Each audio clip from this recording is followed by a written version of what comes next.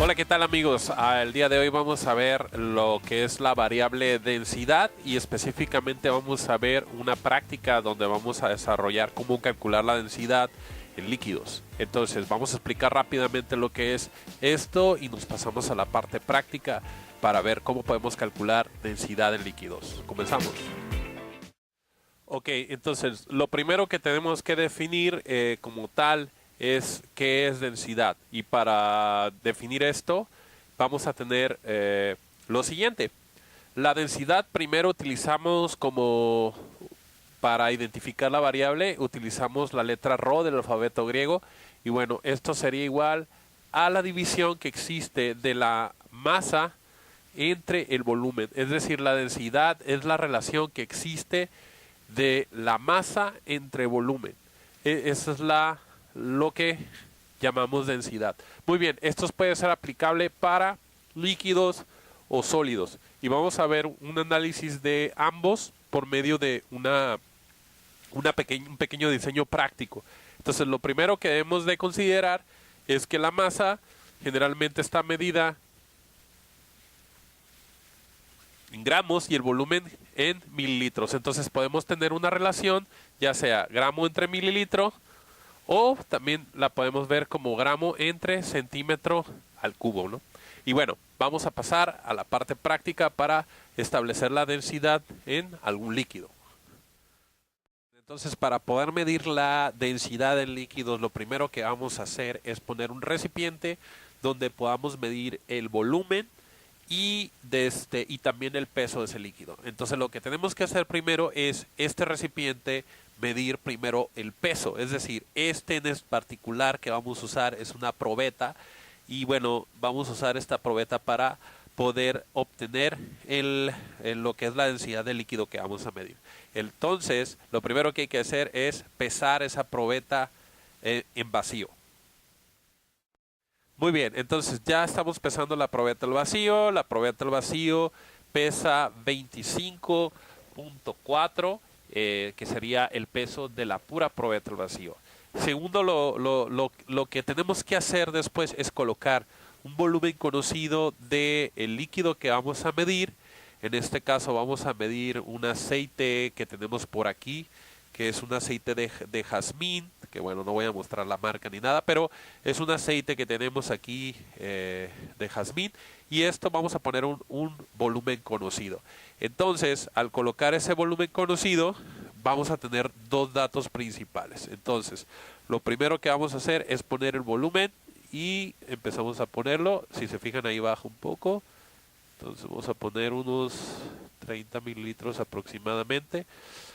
Ahí tenemos un volumen conocido, que es el que podemos medir directamente sobre de esta probeta, y con ese volumen y el peso total vamos a poder obtener lo que es la densidad. Entonces vamos a pesar esto completo.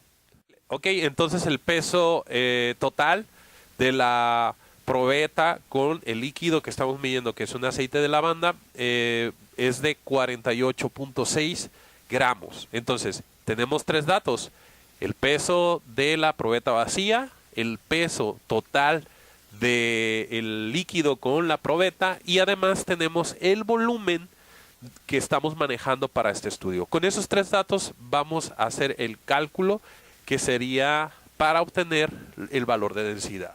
Ok, entonces los datos concentrados ya los tenemos ahí en el pizarrón, donde podemos ver los siguientes. Tenemos el primer dato, que sería el peso cero o el peso de la probeta vacía, que sería 25.4, fue lo que pesó nuestra probeta.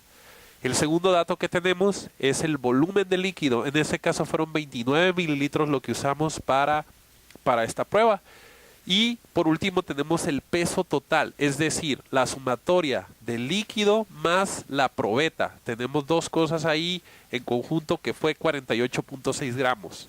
Por lo tanto, si restamos al peso total, que incluye tanto la probeta como el líquido, le restamos el peso de la probeta, nos va a dar como resultado el peso del líquido o la masa del líquido. En este caso sería 23.2. Ese sería el dato que va en la parte superior de nuestra relación de densidad. Recuerden que la densidad es la masa del líquido o el peso del líquido entre el volumen del líquido. Muy bien, entonces la masa de nuestro líquido sería 23.2 gramos y el volumen del líquido serían los 29 gramos que utilizamos para esta prueba.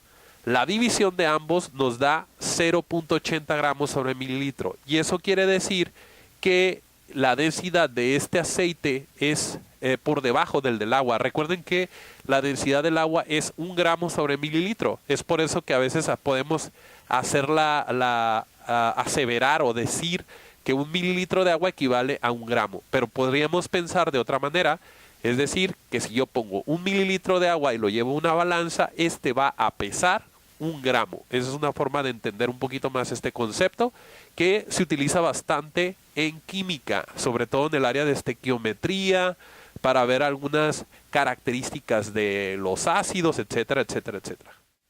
Ok, entonces podríamos definir, por último, que la diferencia de densidades se puede ver en relación a los tipos de líquidos que tenemos. Por ejemplo, en este caso, el mismo aceite que estábamos usando, lo agregamos a una cantidad de agua. Pero sabemos que al ser un líquido polar, el caso del agua, y el otro un líquido no polar, el caso del aceite, estos no son miscibles. Pero podemos diferenciar, obviamente, las dos fases. En la parte superior se encuentra el aceite y en la parte inferior se encuentra el agua. Aquí podemos demostrar que realmente el aceite tiene menor densidad que el agua y es por lo tanto que se va a la parte superior. Es decir, el agua por unidad de volumen es más pesada, por así decirlo, o tiene mayor cantidad de materia en 1 mililitro.